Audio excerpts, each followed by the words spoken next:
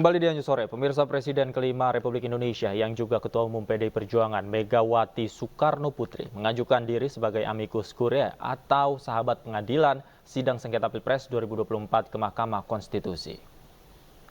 Megawati menyerahkan surat tulisan tangannya kepada Hakim MK melalui Sekjen PDI Perjuangan Hasto Kristianto beserta tim hukum Ganjar Mahfud. Surat tulisan tangan Megawati dibacakan oleh Hasto di gedung Mahkamah Konstitusi. Surat Megawati berisi ajakan kepada rakyat Indonesia berdoa agar ketukan palu MK menjadi ketukan palu emas. Sebagaimana kata Ibu Kartini, habis gelap terbitlah terang.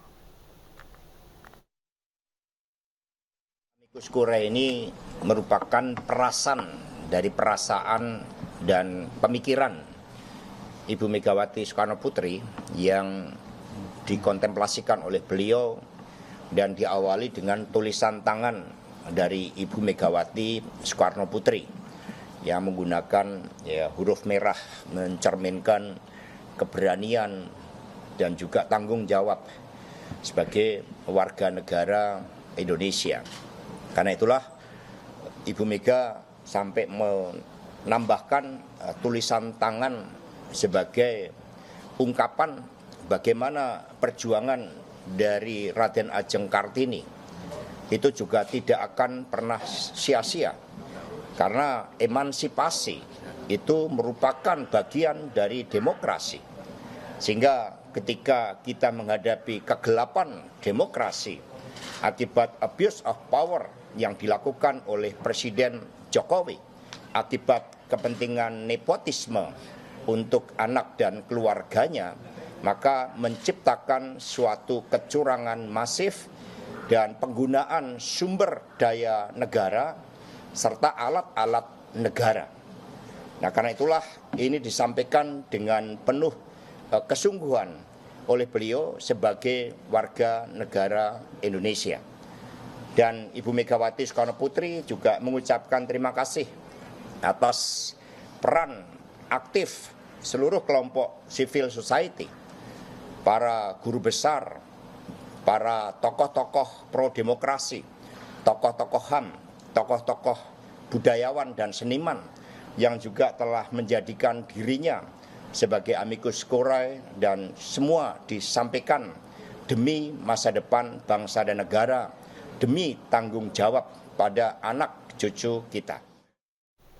Tim hukum pembela Prabowo Gibran Selasa siang menyerahkan kesimpulan terkait sidang sengketa Pilpres 2024 ke Mahkamah Konstitusi. Dalam kesimpulan itu, tim Prabowo Gibran mengklaim tidak ada kecurangan dalam Pilpres 2024. Tim hukum Prabowo Gibran menyampaikan kesimpulan sesuai fakta yang mereka temukan.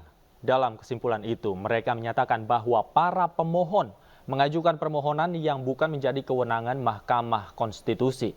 Yusril Iza Mahendra menilai para pemohon mengajukan keabsahan soal pencalonan Prabowo Gibran yang bukan menjadi kewenangan Mahkamah Konstitusi. Ia juga menilai hal itu menjadi kewenangan Bawaslu dan Pengadilan Tata Usaha Negara.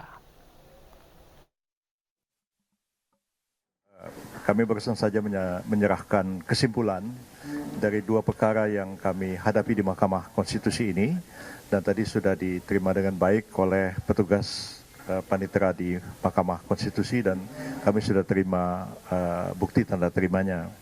Dan permohonan ini, kesimpulan ini akan diteruskan kepada Ketua Majelis Hakim Mahkamah Konstitusi sebagai bahan dalam rapat permusyawaratan hakim untuk memutuskan perkara ini yang insya Allah akan dilakukan pada tanggal 22 April yang akan datang. Praktis tidak ada lagi sidang mulai hari ini, dan semuanya kita serahkan kepada majelis, dan kita tunggu apa putusan majelis atas kedua perkara ini pada tanggal 22 April. Perkara ini semua masyarakat mengatakan kok nggak imbang pengacaranya. Yang hadir ini semua pengacara-pengacara top yang sudah puluhan tahun berperkara. Yang di sana Repri Harun nggak pernah bersidang. Pengacaranya berapa itu?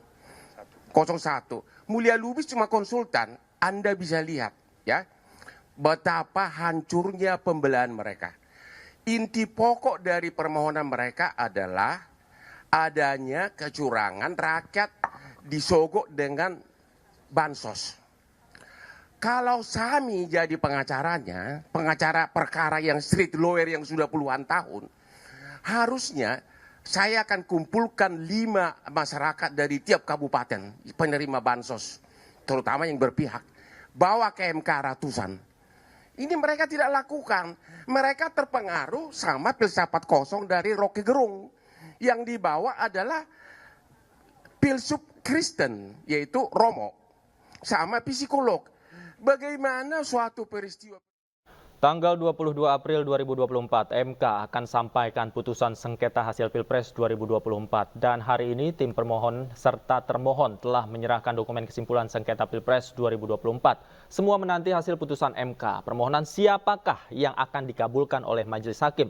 Untuk membahasnya sudah bergabung bersama kami tim hukum Ganjar Mahfud, Vincentius Mendrova, dan Direktur Sengketa Proses Tim Hukum Nasional Anies Mohaimin, Zaid Musafi. Kami juga sudah mengundang untuk diskusi sore hari ini dari tim hukum 02 Prabowo Gibran, namun hingga saat ini belum ada respon dari mereka. Saya langsung sapa. Selamat sore Bang Vincent, Bang Zaid. Selamat sore Bang Efri. Oke, saya pertama ke Bang Vincent terlebih dahulu. Bang Vincent, tadi sebenarnya dalam draft itu sudah sempat disinggung isinya oleh Pak Todung. Sebenarnya dari draft kesimpulan tersebut yang menjadi spotlight utama, yang digarisbawahi, yang ditekankan, apa pokok persoalannya? Ya, kalau tadi yang disampaikan oleh Prof. Todung Mulya Lubis, ada 5 hal yang menjadi headline kita, yang kemudian kita jabarkan dalam 51 halaman. Yang pertama adalah berkaitan dengan pelanggaran etika, dan ini kita sudah membuktikan juga di dalam persidangan seberapa penting pelanggaran etika ini dalam norma hukum kita, kan kira-kira begitu. Dan saya pikir ini sudah direspon positif oleh Hakim Konstitusi dengan memanggil dan meminta keterangan dari DKPP. Ini kan menjadi satu poin yang legitimate terhadap permohonan kita. Yang kedua adalah berkaitan dengan nepotisme.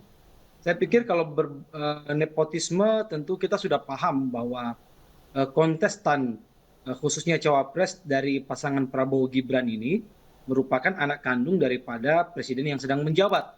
Dan tentu dalam banyak aturan hukum yang ada di Indonesia, terutama sejak adanya reformasi, salah satu yang menjadi konsen dalam pembaharuan hukum kita adalah berkaitan dengan nepotisme, atau sering kita dengar dengan rangkaian 3 hal itu, yaitu KKN, ya, korupsi, kolusi, dan nepotisme. Nah, tentu kita juga menguraikan bagaimana kemudian nepotisme ini menjadi satu problematika dalam pemilu kita, ya, yang memang belum diatur secara spesifik di dalam Undang-Undang Pemilu kita nomor 7 tahun 2017. Nah, inilah yang menjadi salah satu peluang kita, bahwa kita melihat dengan tidak diatur makna luas daripada nepotisme ini di dalam Undang-Undang Pemilu kita, maka ini ada kekosongan hukum di sana. Sehingga kita melihat bahwa Hakim MK ini bisa masuk untuk mempertimbangkan permohonan kita. Yang ketiga itu berkaitan dengan abuse of power terkoordinasi. Nah, kalau berkaitan dengan abuse of power terkoordinasi ini banyak hal yang kita jabarkan. Ada abuse of power terkoordinasi berkaitan dengan politisasi bansos, ada abuse of power terkoordinasi berkaitan dengan menggerakkan aparatur sipil negara, kepala desa, camat, gitu ya. Kemudian banyak hal lain yang kita uraikan dalam kesimpulan kita itu.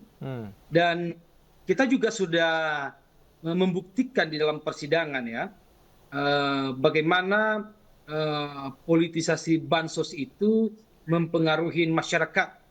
Kita menghadirkan saksi fakta, gitu ya, bagaimana saksi fakta kita secara gamblang menyampaikan bahwa mereka menerima beras bulog dari Bappenas, ya, Badan Pangan Nasional, ya, dengan berstiker Prabowo Gibran. Baik. dan tujuannya adalah untuk mendukung Prabowo Gibran. Oke. Ya, ini juga sekaligus saya bantah tadi apa yang disampaikan oleh rekan kita tim hukum Prabowo Gibran, Hotman Paris Hutapea, ya. Iya. Saya pikir kita tidak bisa menutup mata bahwa metode pembuktian di Mahkamah Konstitusi itu kita hanya bisa diberikan 19 saksi Baik. plus ahli di sana. Oke. Ya, kalau kita menghadirkan banyak orang di sana itu juga percuma gitu ya. Jadi bukan soal banyak orang yang dihadirkan di sana, tapi bagaimana kualitas bukti, terutama saksi yang kita hadirkan di dalam persidangan itu. Oke. Dan itu dibawa ditenteng langsung Baik. bantuan itu. Nah, Baik. itu bagaimana menggerakkan kekuatan kekuasaan itu, ya, sehingga itu memiliki dampak yang besar terhadap Baik. elektoral dari Prabowo Gibran. Oke. Dan yang keempat yang berkaitan dengan prosedur, tata cara, ya, mekanisme, Baik. ya, sebagaimana soal menerima pendaftaran dari Prabowo Gibran, Oke. ya, tanpa merubah PKPU. Ini fakta yang Baik. diuji di dalam persidangan dan tidak bisa dibantah oleh pihak Oke. KPU maupun pihak Baik, Prabowo baik. Gibran gitu. Oke, Itu baik, kira-kira. baik. Oke, baik. Saya ke Bang Zaid. Ini menarik ketika kemudian tim hukum dari Prabowo Gibran juga mengatakan sebenarnya dalil-dalil hukum dan dalil pembuktian dari 01 dan 03 ini lemah, termasuk tadi pengerahan aparatur sipil negara dan pembagian bansos yang dikatakan dalam tanda kutip untuk menyogok para pemilih begitu. Nah, pembelaan Bang Zaid seperti apa? Iya, kami terus terang sangat menyayangkan ya statement yang tidak membaca dan memahami dalil kami secara keseluruhan.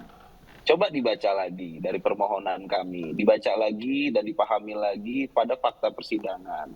Ya, kalau pengacara-pengacara yang katanya jam terbang tinggi itu dibaca, ya, dalil pertama yang paling penting dan kami ajukan itu mengenai keabsahan pendaftaran Gibran, ya, pasangan Capres 02. Kenapa kami mengajukan itu? Karena itu poin paling penting bagi kami, ya, dan kami bisa membuktikan bahwa dasar ditetapkannya Gibran adalah PKPU 19 tahun 2023, yang artinya isinya adalah mensyaratkan batas usia minimal itu adalah 40 tahun, ya. Betul, sudah ada putusan MK 90 yang menyatakan bahwasannya boleh di bawah 40 tahun. Tapi PKPU-nya harus dirubah dulu. Berdasarkan fakta persidangan, ya, pihak terkait pun tidak, dan pihak termohon tidak menghadirkan loh ahli administrasi negara bagaimana harusnya PKPU itu ada terlebih dahulu. Bukan diterima terlebih dahulu baru dibikin PKPU-nya. Dan itu adalah kesalahan fatal. Diulang lagi, silakan dicek di video persidangan itu. Pada faktanya itulah hal yang menjadi problem utama dan itu yang kami ajukan gitu. Nah, mungkin para pengacara-pengacara street lawyer yang berpengalaman itu bolehlah baca-baca permohonan lebih detail lagi. Nah, selanjutnya selain itu, dalam forum kesimpulan, Majelis Hakim mempersilahkan kepada kami untuk membuat bantahan atas keterangan menteri-menteri. Pada keterangan menteri di 5 April, ya, para menteri tidak ada yang bisa mendalilkan kenapa Perlinsos dan Bansos itu di Januari 2024 naiknya 12 triliun. Itu kenapa?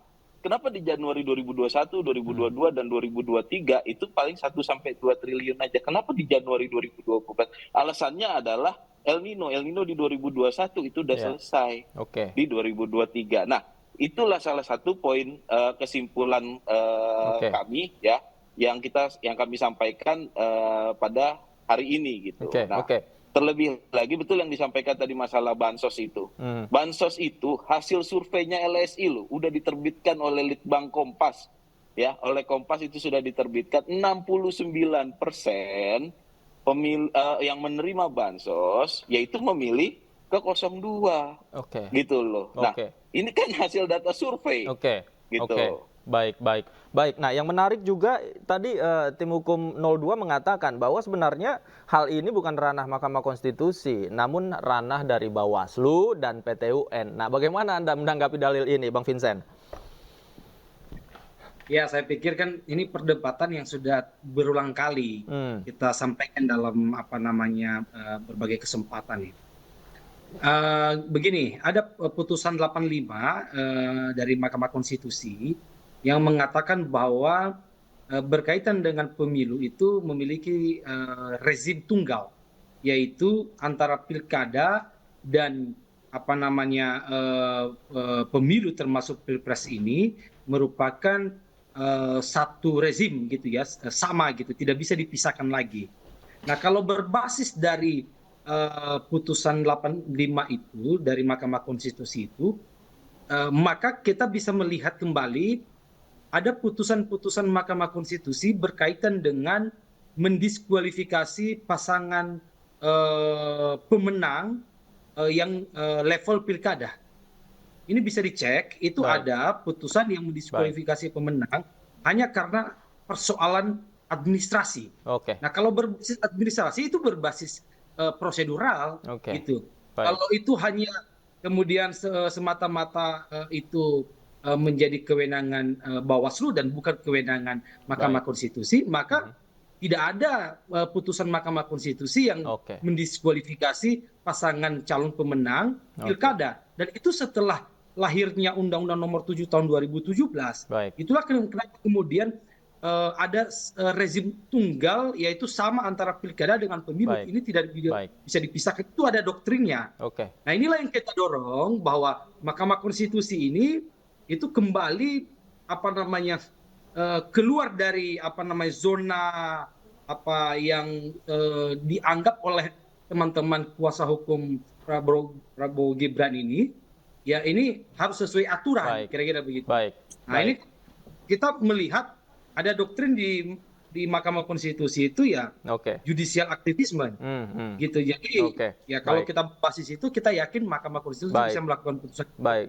Jadi menurut Anda sudah on the track ya persoalan ini dibawa ke MK. Nanti saya akan kasih kesempatan Bang Zaid. Namun jangan kemana-mana pemirsa, kita akan lanjutkan diskusi kita bersama dengan para narasumber usai jeda berikut. Tetaplah bersama kami di Anyus Sore.